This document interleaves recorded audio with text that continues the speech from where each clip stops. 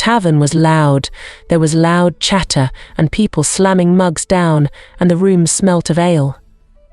Lumi and Ajax were sitting by the wall, away from the party. Over there it was quieter. Lumi sat with her back to the wall. She was still in shock, but she kept her guard up.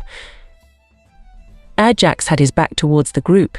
It was clear that he wasn't as worried. So this figure, what did they say? Ajax's tone was more curious than anything, but he seemed very worried for Lumi. They were talking about how it was strange that I dreamed of them, and I might have a hidden type, Lumi said, her voice shaking. Hidden type? I've heard about magic from people in the association, but I've never heard them speak about something called hidden type, Ajax said. It makes sense that you wouldn't know about it, otherwise where would the hidden part of the name come from? Hidden type spells are spells that don't follow the rules of magic. They cannot be understood. Lumi's voice was still shaky, but it was calming down, and they are extremely powerful. The sounds of bumbling drunks and mugs falling to the ground became louder as Ajax thought of what he had just learned. How do you know about it? Ajax didn't intend to say a thing, but it just slipped out. A few more people came into the tavern. One of them had pure grey eyes, and he seemed interested in Lumi's conversation with Ajax. Lumi's cyan eyes met this stranger's before he began to walk over. Lumi was worried but slowly answered Ajax. My mum was a talented mage who taught me about it. Her voice was short and stiff, as she kept looking at this stranger approach her. Ajax saw the worried look in Lumi's eyes and turned around to see a tall man. He was wearing a brown overcoat. He had short black hair that was well kept and a scar on his right cheek. It looked like the head of an arrow. He approached fast, his footsteps muffled by the chatter of the drunks. Ajax was surprised at this man approaching them, and he stood up and blocked this stranger from reaching Lumi. The stranger simply stared at Lumi. He was about a foot or two taller than Ajax. He spoke with a deep, calm voice. You were one of the three that Ansgar glared at. How do you know that? Lumi said, but was evidently more worried now. That doesn't matter. All that does matter is that I was also one of them, the stranger said. His voice was somehow even more calm than before. Lumi was shocked into silence. She looked over at Ajax, but he didn't seem to recognize this person. If Ajax doesn't know this guy, then it can't be Uriel, Lumi thought to herself, almost speaking it aloud, but she caught her voice. One of the drunks came stumbling toward the group. He smelled like sweat and mead, and he started hitting on Lumi. She noticed that his breath smelled like boiled onions and mead, and she started to look very uncomfortable. Upon noticing this, the stranger walked over to the drunk and pushed him away towards the rest of the drunks. The thud could be heard over the chatter. It seemed like one of them thought a fight was starting, and so they began to brawl. After a few seconds, the tavern started to smell of ale and sweat. Ajax and Lumi stood up prepared to leave. As they picked up the things, the stranger asked them if they had a place to go.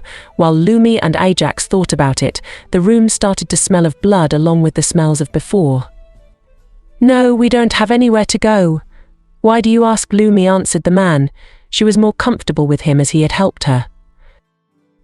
I want to continue talking with you. If you'd like, you can use my house. His voice was still calm. He was trying to smile, but it looked horrible. Lumi and Ajax looked at each other and nodded. Sure, we'll go, both of them said in unison. The three of them walked past the fighting drunks by sticking to the wall. The room now had a puddle of blood on the floor. Bottles were smashed and the screaming started. As the three of them left the building, the cold nighttime wind blew past them. The streets were full of people drinking and partying, and the trio kept walking, eventually leaving the city. It was a calm, chilly night. They walked in complete silence. The only sounds were of breathing and footsteps that were muffled by the grass. As they reached further out of the city, the stranger pointed to an old cottage further up. There she is. Isn't she wonderful? It was the first time where his voice wasn't calm. He was happy to see his house. As the trio got closer, Lumi noticed the cottage looked very rustic and old, with a beautiful garden surrounding it. There were a lot of roses, azaleas and carnations grown there. As they entered the house, they looked around for a bit before sitting down in the main room.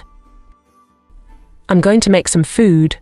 Would you two like some as well?" the stranger said. He was still trying to give a smile, but he looked out of practice. "Yes, please," Ajax said. He seemed to be very hungry after the walk. "What are you making?" Lumi asked, still somewhat suspicious of this stranger. The stranger ignored Lumi's question and left the room, turning on a stove. Lumi, now alone with Ajax, decided to look around the room. The wooden floor creaked as Lumi skulked around. She noticed that the room was very minimalistic and it looked like only one person lived there.